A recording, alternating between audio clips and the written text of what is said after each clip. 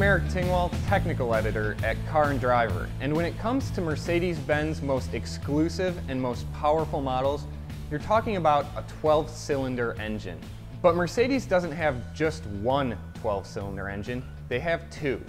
We've been driving the CL600 and CL65 AMG recently, and we're here with the AMG model to point out some of the mechanical differences between the two cars.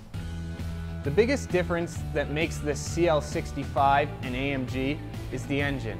It's got this beautiful carbon fiber cover here, this little note that says it's been hand assembled in Germany, but underneath that there's an extra ½ liter of displacement.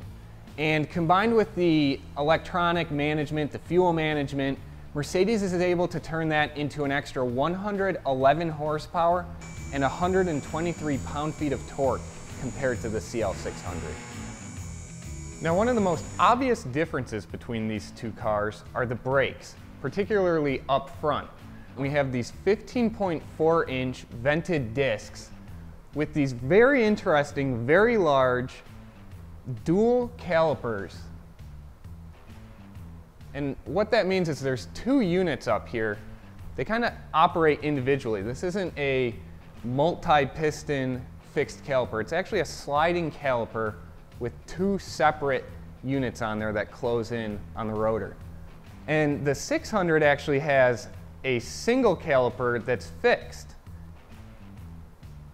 And in our stopping tests, we found that they're almost identical between the two cars, which is pretty interesting. You see these big, meaty calipers on here, larger rotor. You'd really think that this AMG would haul it to a stop faster in a shorter distance. Maybe if Mercedes upgraded these to a fixed caliper, they might see a noticeable difference between the two cars. This AMG model is wearing 20-inch wheels. The CL600 comes with 19 standard. The model we're testing has an optional upgrade to 20s as well. Now, you do get these very cool AMG 5x2 spoke wheels.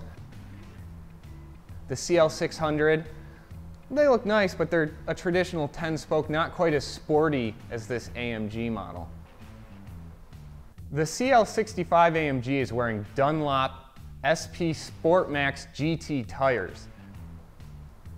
Now, those are very aggressive summer tires. Similarly, the CL600 with its optional 20-inch wheels has Continental summer tires. And on the skid pad, we found that these two cars were really close together. 0.89 G for this AMG model and 0.88 G for the CL600. Now, in addition to tire contributing to that, the suspension has an effect as well. And if we look underneath on the other side of this car, you'll see what AMG is doing with these hydraulic cylinders.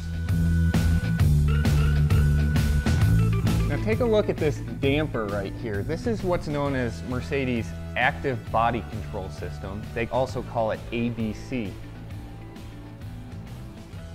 And what they do is they have wheel position sensors, height sensors. So as these control arms move, they send an electronic signal, and you can control the valving here such that the dampers react to how quickly the wheels are changing position, how far they are in the suspension travel already. Another interesting thing down here is this lower suspension. If you look at these two items here, these are a compound lower control arm.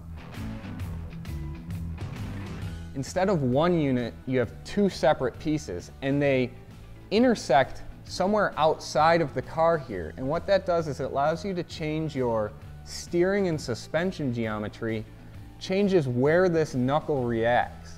It's a little more expensive than the typical method, but it really does give the engineers finer control over how their wheel behaves. Both ABC and this compound lower control arm are on both the AMG model and the CL600. There are differences between the two cars though. It's mostly in the tuning. The ABC system actually has 3 settings in the AMG model and only 2 settings in the CL600.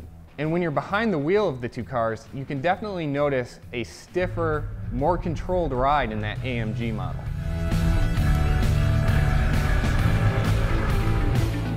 Now you can't really see much here because the car is covered by all of these aero trays, but the transmission's right up here.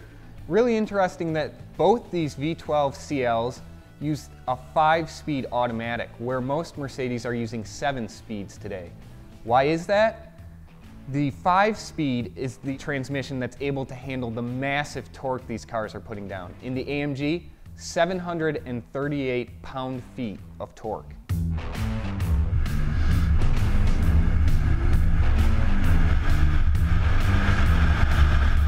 All that torque comes through this drive shaft, which is the same between the CL65 AMG and the 600.